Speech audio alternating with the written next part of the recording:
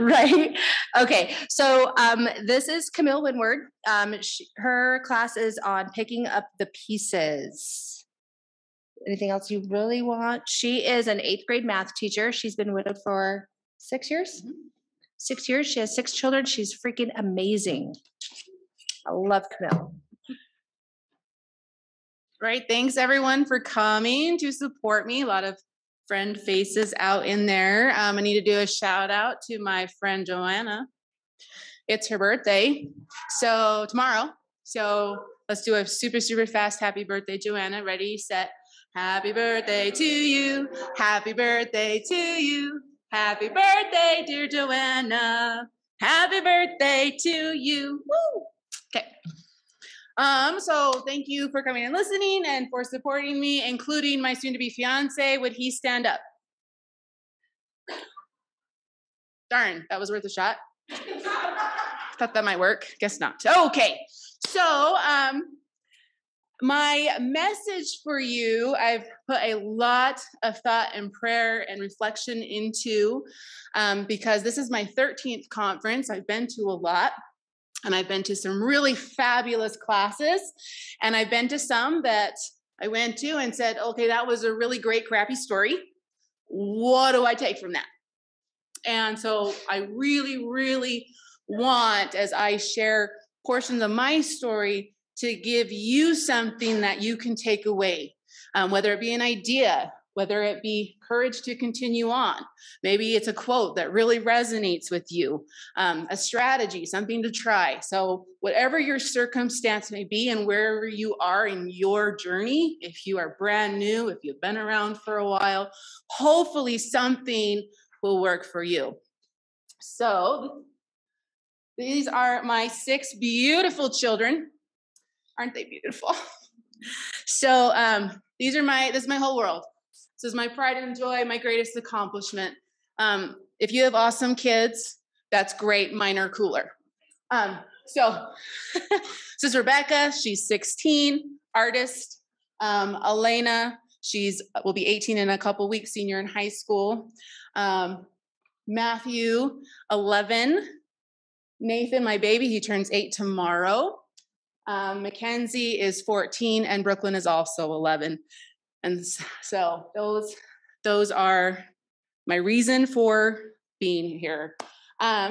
So in order to share what they kind of asked me to focus on in this, I have to go back in my story kind of far. So I was born on a farm. I was born in a hospital. But my family lived on a farm north of Burley Rupert area in Idaho. And we were 20 miles from the closest grocery store, church, whatever. So my 8 siblings were my very best friends. And I'm 10 in that picture. It's kind of scary. But that's my family. And so worked on the farm. This picture of me smiling in the beet field, the smile's a lie. I hated hoeing beets so much. But I'm rocking those. I don't even know if they're floral print shorts. I don't know. But then I got to drive combine. That's me about 15 years old. And I really enjoyed playing my combine tapes over and over and all the lyrics and hanging out. So my siblings were my best friends, except for when we fought and I was sure that I hated them. But growing up, from very, very early age, school was really important to me. I asked my kindergarten teacher why we couldn't have school on Saturday because I loved it so much. And so I had a goal, and I was going to be the top of my class. So I worked really hard to be the top of my class. So it's when I graduated from Minico High School in 2002, and I graduated valedictorian. So you can see my medal in that picture. And I'm really proud of that accomplishment because that was a lot of work. So because of that, I got a really nice scholarship to attend Idaho State University. So in August of 2002, I moved to Pocatello. The first day I was moving in, I met Jason, the first day. He lived 2 doors away from me. He was basically engaged to another girl, but he started kind of hanging out with me and my roommates. And he thought I was out of his league. to begin with, and he was basically engaged to Becca. But it wasn't until he heard me singing all, not just some, all of the lyrics to Weird Al Yankovic songs that he was like, oh, maybe I have a shot. And so thank you, Weird Al, for breaking the ice for us. He realized that he actually preferred to hang out with me than his almost fiance. So he broke up with her and we started dating. So I stole him from someone else without even meaning to. When we got engaged, so that middle picture, that's our engagement picture.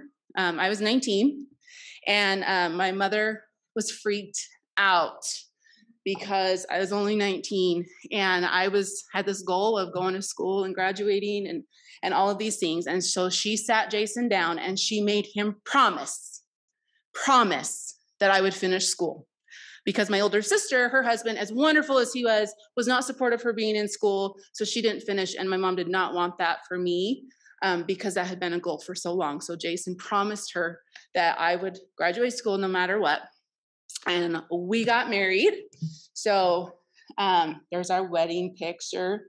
Isn't he so cute? Oh, I miss that guy. Okay, so as newlyweds, we moved into this white trash studio apartment, a block off campus, and we went to school. Jason was going to school to be a teacher, and I was also. And I asked him, his parents were teachers, and I asked him, now, if you really want to be a teacher, or you just accept what your dad did? And he said, no, I really want to be. And I said, okay, good, because I can handle being poor if you're happy in your job. But if you hate your job, that really sucks. So he became teachers, we became teachers.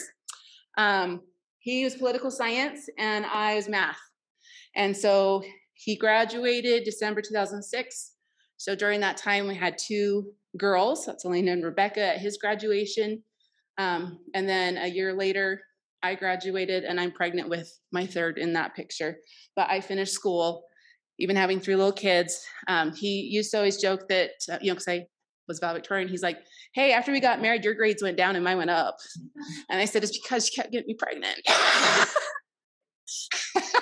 And I take care of the baby. Anyway, but I did graduate and I'm glad that I did that. Okay, so after graduation, we were in Preston area he had a 1-year contract in Preston. So I settled into the stay-at-home mom life, which was quite the adjustment because my entire married life I had been going to school and I was a mom. I don't know if you know this, but teachers don't make any money. So being a stay-at-home mom, learning to live on a teacher's salary, living really carefully. We moved to Blackfoot. He taught U.S. history there for a few years, 5 years, I think, 6 years. And then I tutored some students in math to help bring in a little extra money to help with expenses. So a couple years later, I was introduced to a jewelry company called Premier Designs. And I was a farm girl. I didn't even have my ears pierced. I wore my wedding ring and a Walmart watch that I didn't know you could change the battery. I just threw it away and buy a new one. I didn't know anything about jewelry, but this was interesting. And I felt very, very strongly that this was something that I needed to do. And Jason thought I was crazy because it's one of those multi-level marketing things. And he's like, our families don't even wear jewelry. Like, what are you doing? He thought that I would do a couple shows and be done with it. But I kind of rocked it. So if you look at the pictures with the bracelet, all the baubles on the top, each of those baubles was an award I won in the company. And so I worked really hard. There's me up on stage at National Rally, my big name tag, all of those ribbons. I got to walk across the stage to be recognized for that. The bottom right, that's my premier mama. That's Melanie. So she was the one who brought me in and tutored and mentored me. The picture in the upper, that's my friend Lisa, and I met her through Premier, and she lives in Pennsylvania. And so I met a lot of people from across the whole United States, which was really awesome. And then that was my first cruise that I got to go on, and there's a group of ladies, and I really like that picture because it was really fun. We enjoyed that. But it was a huge blessing for our family in a lot of ways that I didn't even anticipate when I joined. I was a jeweler for 11 years. Financially, it saved us. it put Jason through his master's program, which I'll talk more about in a minute. But the most important blessing was Jason's relationship with our girls. So my personality is, if I need something done, I just did it. It wasn't that I didn't think he was capable. I didn't think he would do it wrong. I just did it, and he didn't. He's just like, okay. So since I was gone a couple times a week, his relationship with our girls built, and they realized, oh, dad can do stuff mom does. He can make us dinner, and he can put us to bed, and he can give us a bath.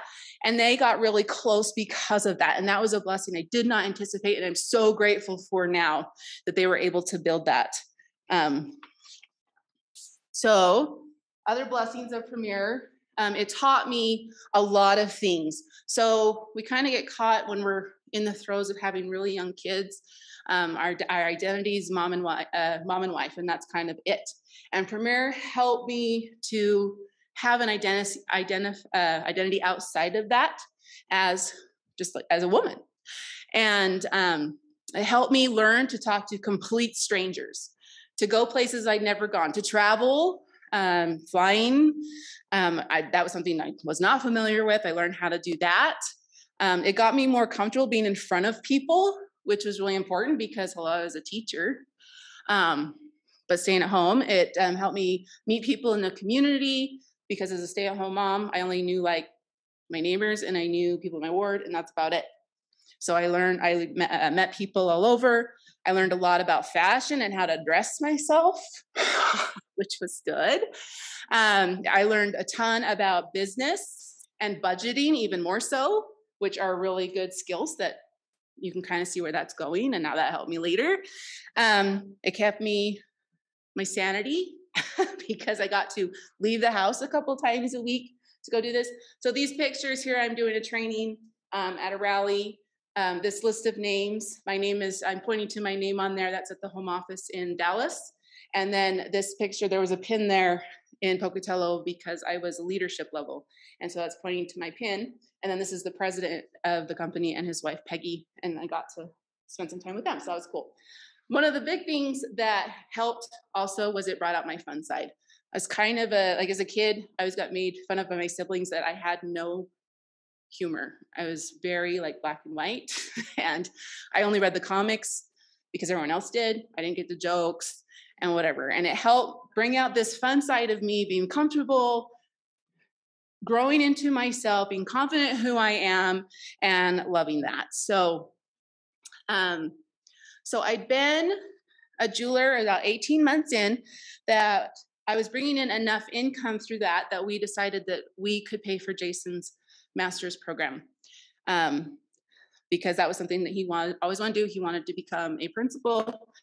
And so he started his master's program in November. And we found out in December that I was pregnant with twins. And so that would be 5 kids, ages 6 and under. And that was really hard. Now, I heard it described as it's like winning the lottery and being struck by lightning at the same time, because it was wonderful and a blessing, and we love those little babies, but it was hard. He was going to school full time. He was also working full time. And then I was holding down the fort at home with these 5 little kids. And and then I was also running my jewelry business. Let's not forget that, because that was how we were paying for his school. So I couldn't just be like, oh, well, I'm not doing this anymore. That's where that was coming from. So I was holding down the fort and then running this business from home. It's when we developed addiction to caffeine.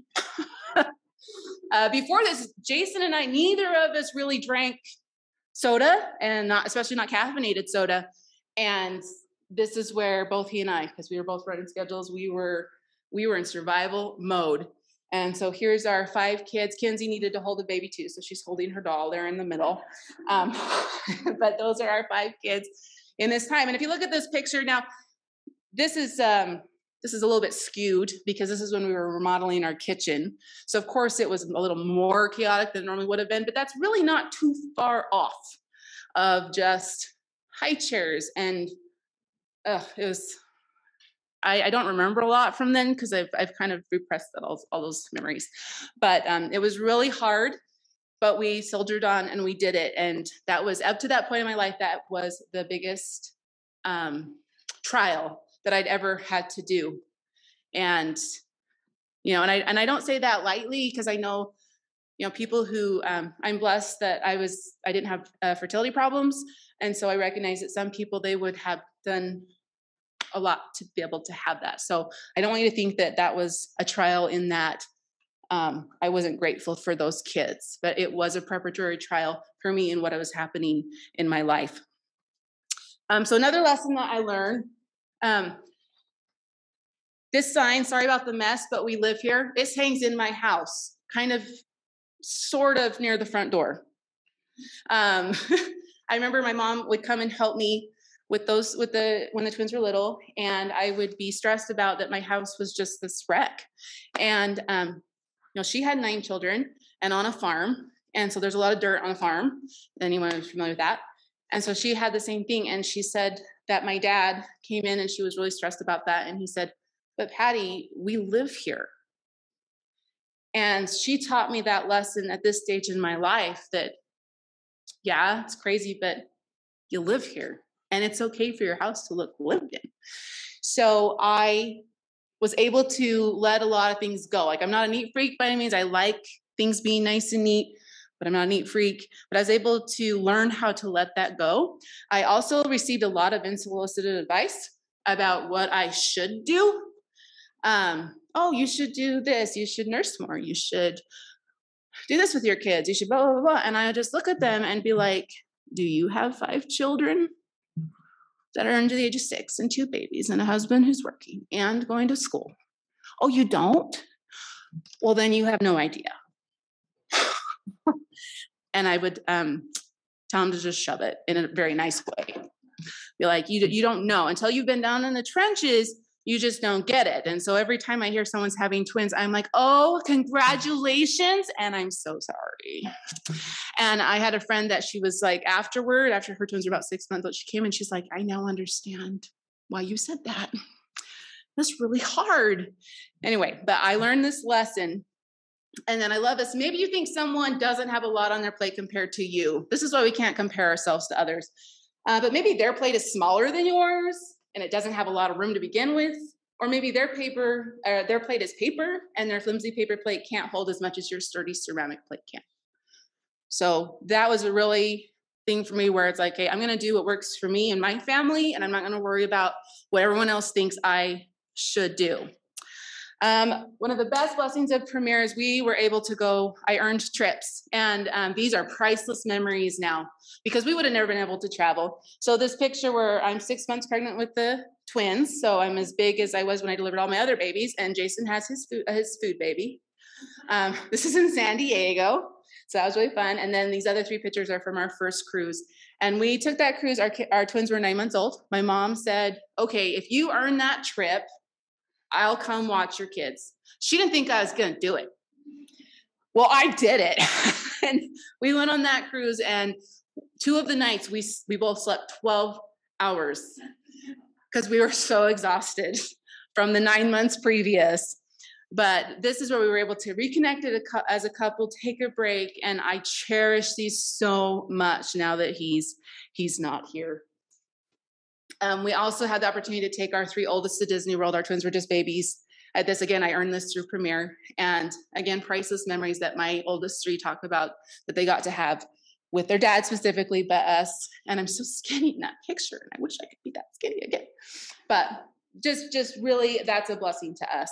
And then here's some more cruise pictures. Got to see the Statue of Liberty. That was something I always wanted to see. I did not like New York, though.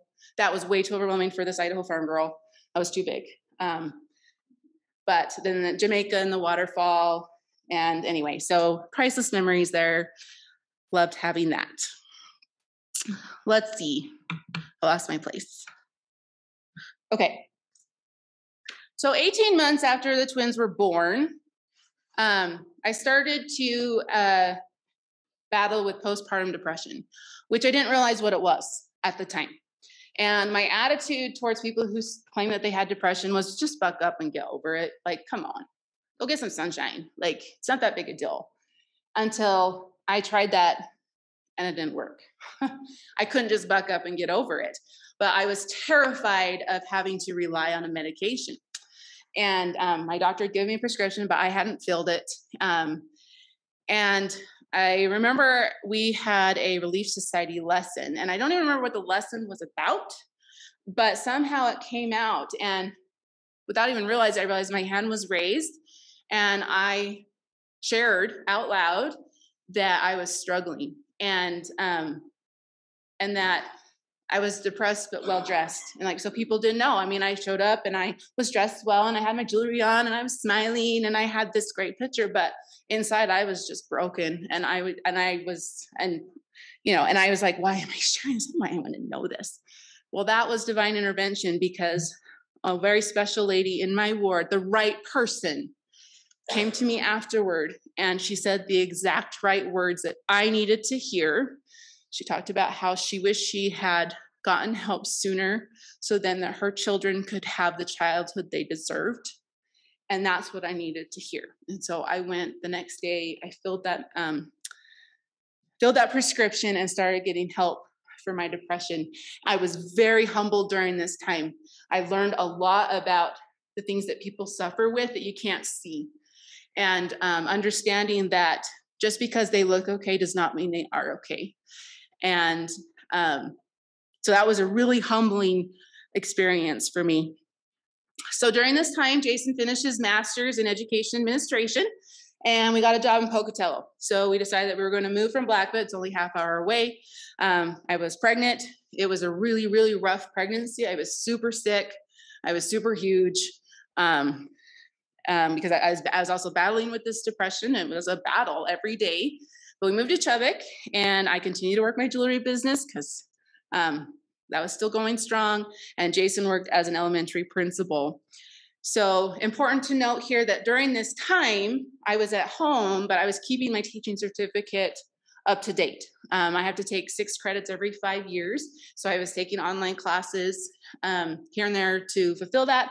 And then because Jason was in education, I kept my foot in the door because he kept me connected to what was going on. And so I didn't really feel like I was too far out of that, which was a really big blessing. Okay, so those next 3 years were really difficult. We moved, difficult pregnancy. That baby, Nate, he came a month early. His birthday's tomorrow. We had the job change where it was more responsibility, more stress. Our marriage was, we were going through a rough patch. I mean, we were good. There was never like, we're going to get divorced, but we had a rough patch as we were trying to navigate this stuff. And then I just added to the great pile of health issues. So you can see, I had really severe bunions, which I'd had for most of my life because I have big feet and I tried to wear shoes that were too small. And so that's where they developed. And then all of a sudden I was having a lot of pain. I would wake up in the morning and it felt like I had been hiking all day long. I was so much pain. So I had to have surgery and it was brutal. So this picture, that's 10 days post-op. And after I had that surgery, I was like, I'd rather have a baby. That was easier because it was so painful and the recovery was so long. And so the middle picture, I don't know if you can see the scar in there, but I did the other foot 3 months later and I was really slow healing. And so I barely could walk for almost a whole year. And Nathan was a year old at this time. So that was very challenging to try to be a mom to 6 kids and hardly be able to walk. Then we got that taken care of. And then my heart decided to give me trouble.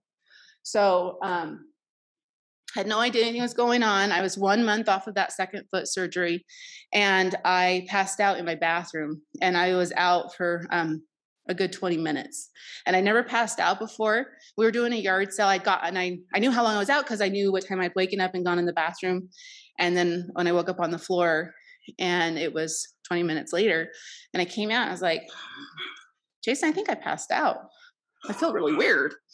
And, but we thought, we were doing the yard sale. It was hot. It was summertime. And I must have just not drank enough water and I worked too hard and it was fine. He says, well, if it happens again, then maybe I'll look into it. Well, nothing happened until a month later and I passed out in my shower. And how I did not hit my head is a miracle. It's a miracle. And that my face was out of the water because I was in there. I was passed out for almost 30 minutes. And that I didn't drown. And so I got put on, I went to the doctor after that. I was like, okay, I guess I gotta go see something because it's kind of a big deal. And so they put me on a monitor, and there was one particular day I didn't feel very good, and I laid down to take a nap with my kids because I just didn't feel good. And then I got called by the hot running company, and they said, you've had significant pauses. Can you feel that? And I thought I'd just taken a nap, but it turns out I'd passed out laying down because I'd gotten where I could feel it coming, and I would lay myself down and I wouldn't pass out. I was able to feel that. So I said, yeah. And says, well, you need to come. You need to get to the hospital. Don't drive yourself. You need someone to drive you. And if you don't have anyone to drive you, you need an ambulance. You need to come now. I'm like, oh, okay. So I went. And so the picture in the middle, that's the information from my heart pausing. So you can see it's beating, and then I'm flatlined for 8 seconds, and then it beat 1 time, and flatlined for 4 seconds, and then beat 1 time, and flatlined for 4 more seconds, and then it slowly started beating again. And when I saw this after the fact, that was scary. That was really scary. So they said, well, you need to have a pacemaker. It's only 33 years old. And because they're like, this is a potentially life-threatening, we don't know what's causing it. It's so unpredictable. And so we need to do this so that you don't accidentally kill yourself or someone else with like passing out driving or something. So this is all in 1 year of the foot surgeries.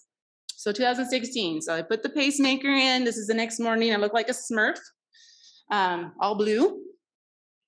And that was that. So while all of this health stuff was going on, so these things were draining our bank account, our savings, our vehicles kept breaking down. We had to keep putting money into them. Things were stressful. Jason was struggling, and he was struggling hard. And I didn't even realize what I was seeing. I just thought, oh, life is so stressful right now. So it's just a little stress. But by the time I realized that what he's having was textbook depression in males, he was in very, very deep, and he couldn't see a way out. And the dark cloud over him overtook him, and he shot himself on the night of May 1st, 2017. So I thought 2016 was a really bad year for health. And I thought it can't get any worse than this. Well, yes, it can. So the police were there. Whoops. So that's that picture, Jason. Okay. So the police were there, and so was my brother-in-law, who was his best friend besides me, and he took his life. So they were able to get him to the hospital. He lived through the night. So this is me holding his hand that night. It's the worst night of my life. Sarah was 33 years old, 6 kids, ages 2 to 12. And my whole world just shattered into a billion pieces. And I had no idea how I was going to go home and tell these little babies that their dad wasn't coming home. And they told me his 70% of his brain was gone, and that if he happened to survive, he would just be a vegetable. So I had decisions to make. I could either pull life support and let him pass, and they wouldn't be able to do organ donation, or we could wait for him to be declared brain dead, and then we could donate his organs. So I sat there all night not knowing what to do, and I received some very special blessings from my dad, who drove over in the middle of the night, 3 hours, to be there with me. So morning came, my sister had come over, my kids were asleep when all this happened, so they had no idea. So she came over, and she's like, what do you want me to tell them? I'll tell them whatever you want me to tell them. And I was like, I need to tell them. So I drove home, told my kids, told them our options, and they wanted to do the organ donation. And so when I went back, he passed very, very quickly. Thank goodness, because they're like, I don't know if it'll be hours, I don't know if it'll be days. But here I was just going, okay, what am I gonna do? This is not how life was supposed to go. Life is supposed to just be this great, I don't even know, storybook. But we had to go on. So this shows you how young my kids were. This was at his funeral on a Saturday. And I had a really big decision to make right then and there. And that was, okay, what example am I going to set for my kids when they face hard things? And the next day, you should have seen the look of shock of my ward as I marched into church with my 6 kids. And a gasp, and they're just like, what is she doing here? It's like, this is where I want to be. I don't want to be at home by myself. I want my children to know that we're going to get through this because of Jesus Christ and the atonement. And when they go through hard things, I want them to remember that we're going to turn towards that and not away. And so that was our first step toward what we were going to do next. So my children were what motivated me to get out of bed every day. So here's my little Nathan, 2 years old. And so quick little side story for him. When I was pregnant with the twins, we said, okay, we're having 5 kids and this is done. We're going to be done. And as soon as I delivered those twins, the Spirit told me there is someone else. And I went, crap. You kidding me? I couldn't have 10 minutes. I just pushed out 2 babies. But Heavenly Father needed me to know that Nathan was supposed to come. And when he did come, and at this time, this is when I went, this is why I needed Nathan. Because all my other kids were school age. And if I didn't have Nathan, I would have sent them to school and spent most of the days in bed. But I had to get up and take care of Nathan. And so he is my special, special little buddy. And he is what got me up every morning. So I want to ask you to reflect on the question, what gets you up every day? It doesn't have to be a child. It can be something else, but what gets you up every day? So the first few weeks, I was just a zombie. I was going through the motions. I could not plan ahead. And that was totally contrary to my personality. I was a very plan ahead person. If I made a dentist appointment 6 months ahead, I was not missing that appointment, right? So I didn't want to let anyone down. And I know that sounds really, really stupid, but I'm like, well, I can't commit to that because I very much the person, if I say I'm going to do it, I'm going to do it. So I didn't want to say I'm going to do it and then back out. That was a conflict for me. So I really love when Frozen 2 came out and the song that Anna sings of the next right thing. And this is a quote from that one.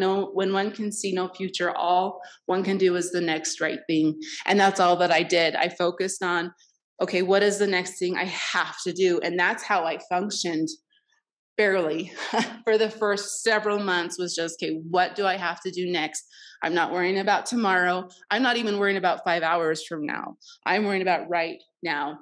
So Michael Wall is my uncle, and he passed away a couple years ago. And at his funeral, his daughter said that this was something that he would say to her when she got overwhelmed. He says, life by the yard is hard, and life by the inch is a cinch. And I love that. It's like when it starts to feel overwhelming and you're looking at the whole yard, break it down to the next inch. Because in life by the inch, and I do this with my kids now, I say, okay, you're feeling overwhelmed. What do you have to do next? What is the thing you need to do right now? Okay, when that one's done, move to the next thing. So this has been a really big thing for me. Okay, so with progress, I'm sure this picture here, we think of progress as that top picture. Empty flower, lots of flowers. When my husband died, I felt like the bottom picture in the middle. Everything was ripped out, started from nothing. And, but that is progress too. And we take the next step and we keep going, we keep trusting, we keep trying. So one of the things, okay, so when something bad happens, you have 3 choices. You can either let it define you, let it destroy you, or you can let it strengthen you. And as a family, we're like, we're going to let this strengthen us. Most days, some days it felt like, ugh, It's going to destroy me. But we tried. And so one of the things that is hard as a young widow is family pictures. How do you do pictures with the spouse not there, with one of the parents not there? And so this is an idea of what we did the first time we took pictures, is we included his.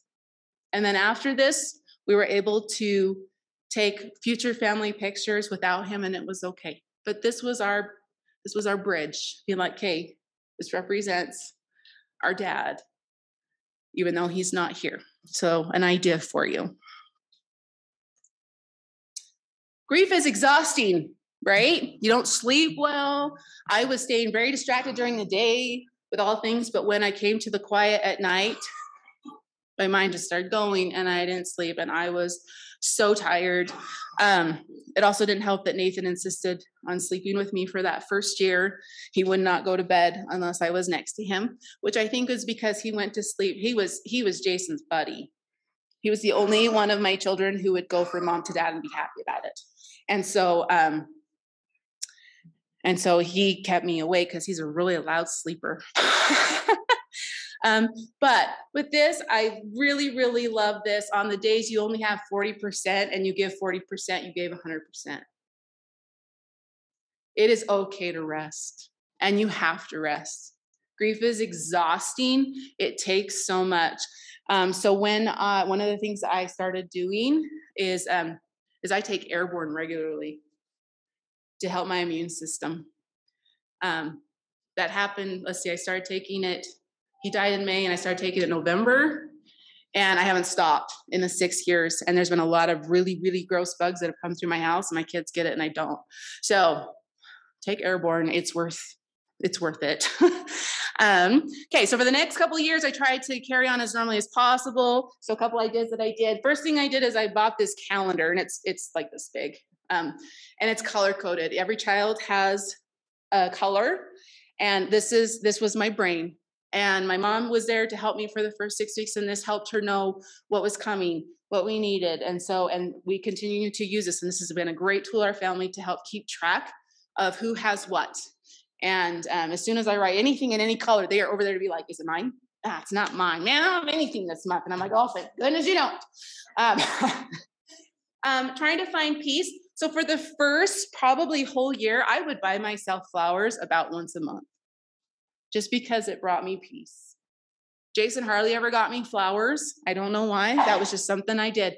Now, this might sound really weird, but in that first couple of years, I wanted to go to his to the cemetery more often. I don't go near as much anymore, but I would buy the flowers. I would enjoy them for a week.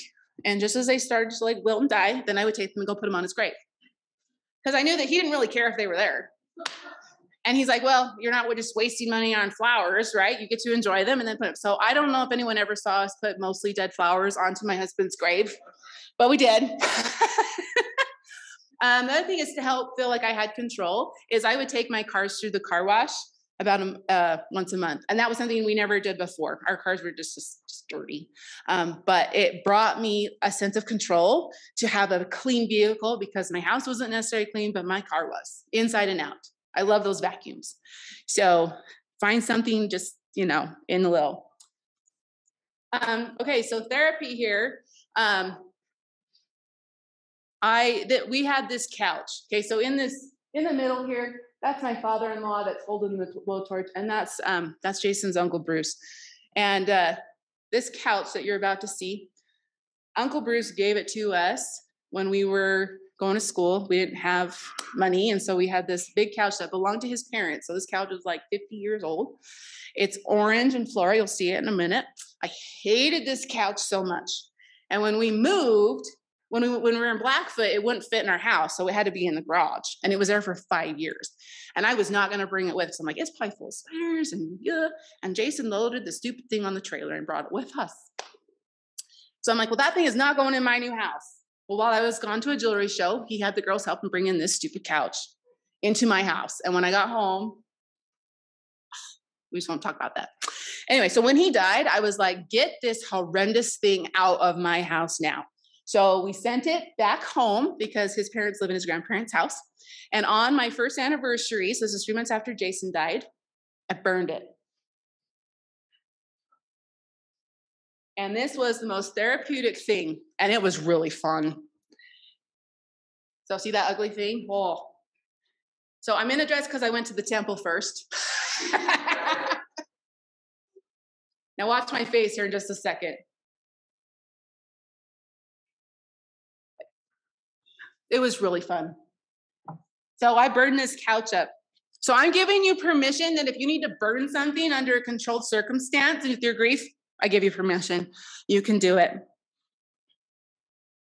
My kids were there. They totally loved it too. We had to put a lot of water on it so we didn't burn the tree down next to it. But little things to help with that.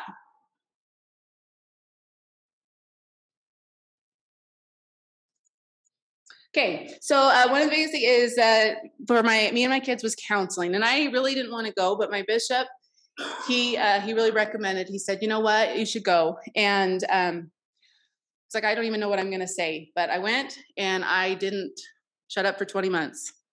And this picture of this crazy and into the nice balls there, that was counseling for me, is being able to process all of these feelings, all of this angst, all of this, or just being able to talk to someone who was not family, who was not connected, and to sort it out. And so with counseling, sometimes you don't find your counselor on the first shot. Sometimes you have to try a couple different people. I was really lucky. One of the members of our bishopric was a counselor, and so I asked him for a referral, and he sent me to Levon. And when I was done with my grief work and I looked back, I went, she didn't solve anything for me. I did it. She was just there to help facilitate it, which I'm like, oh, you did good. That was awesome. I had dropped my caffeine habit. I was back to it. Darn it. And then with my kids and their counseling, some of them had this notion that counseling meant that they were weak. And no, going to counseling is one of the strongest things you can do. It really is. And my kids were kind of in and out as needed. I didn't make any of them go. I let them go as they felt that they needed. And so this picture of, the strength that we admire, it also takes incredible strength to pull yourself out of the pit. And so don't be afraid to do that. Regardless of how hard you try, you can't change the past. You cannot call it back. And what I want you to learn to do is look upstream.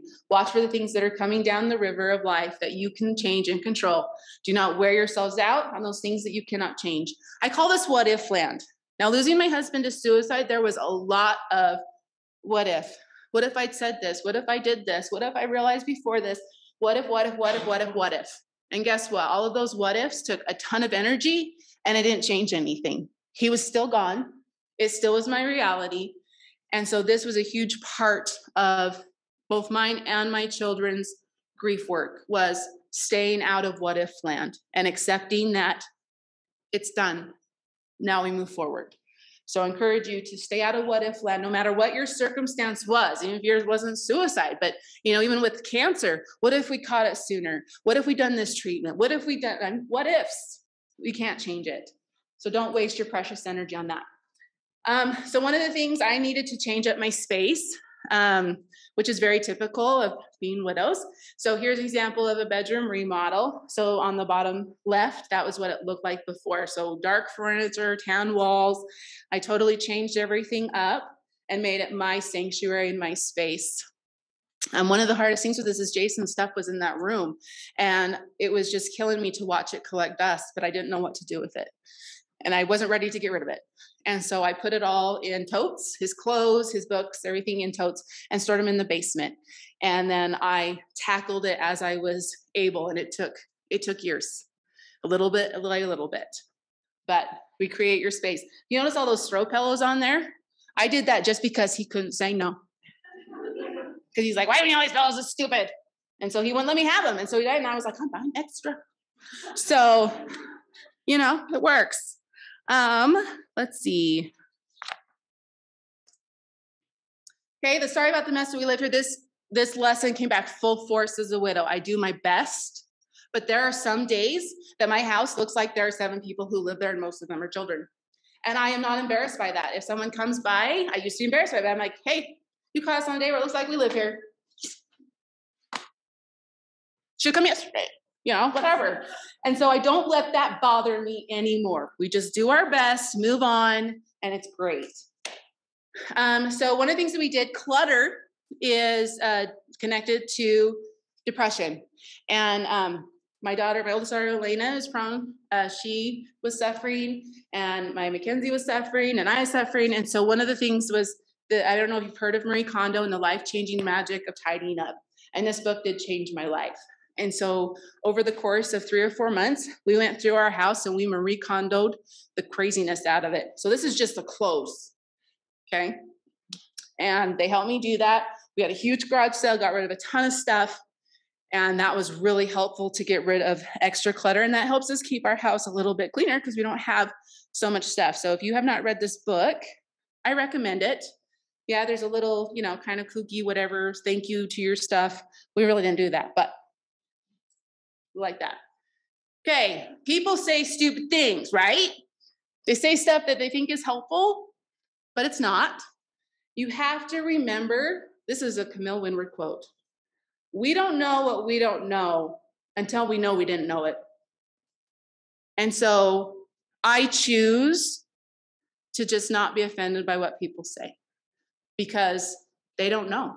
If you have not been widowed, how can you know that that's not really helpful? You just have heard it and you're like, oh, well, that's what other people say, so that must be something I should say. Let it roll off your back. And then because we know better, we should do better and not get all offended and just let it roll off. And remember that we can survive anything if we just breathe. So just remembered when I went to church that next day after Jason's funeral, I was totally numb, couldn't feel anything. And it was fast and testimony meeting. And guess what I did? I got up. And again, my word is like, what is she doing? Holy cow. And when I got up, I kind of remember saying something like, I know that you don't know what to say. I'd rather that you say something than say nothing. And weeks later, my bishop was like, that was the most healing thing for our ward, because my husband was the elders quorum president. Says, you gave us permission to talk about it. You gave us permission to talk to you about it. And we weren't so nervous about, well, what do we say? It's like, I don't know what I want you to say either, but just say something. Don't ignore me. And my ward family has been amazing. There's no coincidences. It's merely God's way of staying honest in our lives. So I'm like really running out of time. Okay, so going back to returning to work. So I had been out of the classroom for 12, 13 years. And I had a really good friend that I went to school with, and she's going to be. And she said, hey, I want you to come be my long-term sub. And I said, are you sure? I haven't been in the classroom. She says, yes, I do. So we made that happen. And this was 3-4 years after Jason had died. And I went and I loved it. I was like, oh, I forgot how much I love teaching. And so I went and did that. And then the other substitution, long-term sub roles came in, and I subbed for them. And by the end of the year, all 3 high schools wanted me because the teachers retired. But my Nathan was only kindergarten, and I really liked the flexibility of substitute teaching and not having to work every day. And so I said, nope, I'm not going to take that this year. I'll maybe think about it next year. And the end of October of the next school year, so I had tons of sub jobs. I had one long-term sub job that was going to last 3 months. Maternity leave. They're all maternity leave. I got a call from the vice principal of the school that my kids go to, and he says, we have an emergency opening, and we're wondering if you would come interview for it. And so I talked to a lot of key people and decided, okay, that's what I was going to do. And I interviewed and I got the job. And it's really interesting, the timing, because in my sub jobs, one of them was when COVID hit, and I was subbing, and it was fully online. And I hadn't met any students, and I had to learn really fast, Google Classroom, Zoom, turning all of the curriculum into online stuff. And I had to learn that as a substitute. People are like, why in the world would anyone choose to do that? Well, you just say, forget it, I'm not doing it. Well, I did.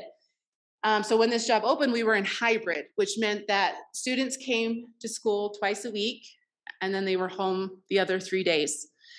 And when that happened, I was like, oh, well, I know how to do that, which is a huge blessing and a huge miracle, because before that, I didn't know any of that stuff. And so here's first day subbing up in the corner, and then hybrid or online teaching, and then the one with the face shield when we got to go back to school and have masks and face shields, which I'm so glad I don't do that anymore. And then my next couple of years teaching, and then just the Minion one just for fun. That's a picture that went into the yearbook last year. Okay, so that was a very big adjustment.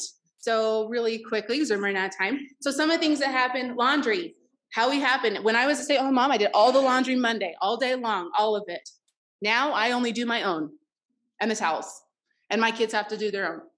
And if they don't fold it, whatever. They bring their basket, they wash it, it goes back to their room. And if they live out of the basket all week, whatever. Iron, ha ha ha. Never happens. And it's okay. You ever feel like they don't stop eating?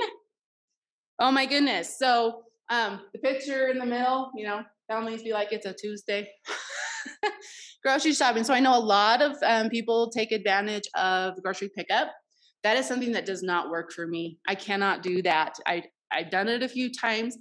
They never get what I want. They substitute stuff. My apples are weird. I don't know. So I feel like I need a social life, so I go into the grocery store. So that's, we do have pizza fairly often. In this stage of life, it is okay to tell your children they can just have cereal. It's like their favorite thing. I keep easy cheat meals around the house so that they can feed themselves when the need arises. So it's okay. Skittles, we got a dog. I'm not saying get a dog, but she was great therapy for our family that we didn't realize that we needed. I'm going to skip that. A couple things I want to share. If you're a peach tree, don't be discouraged when you don't produce apples. You cannot be everything all the time. So give yourself permission to not. And you have to remind yourself, okay, you can't change your past. We already talked about that. Others' opinions do not define your reality. So no matter what other people think, whatever, you do what works for you and your family. Tell everyone else to nicely shove it. Okay? Positive thoughts cultivate positive actions. Overthinking a problem will not solve the problem, and you cannot make everyone happy. So don't try. Make yourself happy. That's the best thing. This is one of my favorite things. People think that grief slowly gets smaller over time. In reality, grief stays the same size, but slowly life begins to grow bigger around it. I love that. So how do we, in my family, how have we grown our lives around our grief? So we do mom dates, an hour with each child, doing something, just going to the store, getting a treat. It's nothing expensive. It is quality time, and it's one of our favorite things. Once a year for Valentine's Day, I take my Valentines out to dinner. This is a very rare thing, and they really look forward to it. So it's something fun. Also, that once a year, we go to the movie. That's down in the corner, and they look forward to that too. But those are special treats because those are expensive things. Communicate. So when I asked my children, when I was preparing for this, I said, okay, what do we do in our family that works? What's something that's good? And I was kind of blown away when they all said, we communicate with each other. And I was like, well, what do you mean? He says, Mom, we feel like we can come talk to you about anything, and you're going to listen to us, and you're going to keep calm, and you're going to reason. You're not just going to say, well, because I said so. You're going to tell us why. And we feel like that you listen. And I was like, yes, I did that right. Glad I did something right. But the YMCA and my family growing up, we used to say, why use your mind when you can't communicate about things? YMCA. So at the dance last night, I was thinking about that. Why use your mind? So, all those things that you wanted to do, you should go do them. So one of the biggest ways we've grown our lives around grief is we've gone on adventures, lots of them. And some are big and some are small. And my kids all share kind of what they want to do, and we choose together. just random stuff. I love that picture right there. That's in Kirtland, Ohio, on church history trip. And that just shows our goofiness. But this has helped build our family really tight. So if we constantly focus only on the stones in our mortal path, we will almost surely miss the beautiful flower cool stream provided by the loving Father who outlined our journey. Each day we can bring more joy than sorrow when our mortal and spiritual eyes are open to God's goodness. Joy in the gospel is not something that begins only in the next life. It is our privilege now, this very day. We must never allow our burdens to obscure our blessings. There will always be more blessings than burdens, even if some days that doesn't seem so. Jesus said, I am come that they might have life, and that they might have it more abundantly. Enjoy those blessings right now. They are yours and always will be. And I had more, but I'm out of time. So I hope that you're able to pull something from that works for you. And that you remember that this is a hard journey, but you can do it. And you do it one step, small step, big step, microscopic step. You do it one step at a time. And Christ is there to take your hand and to help you through it. And I say this in the name of Jesus Christ, amen.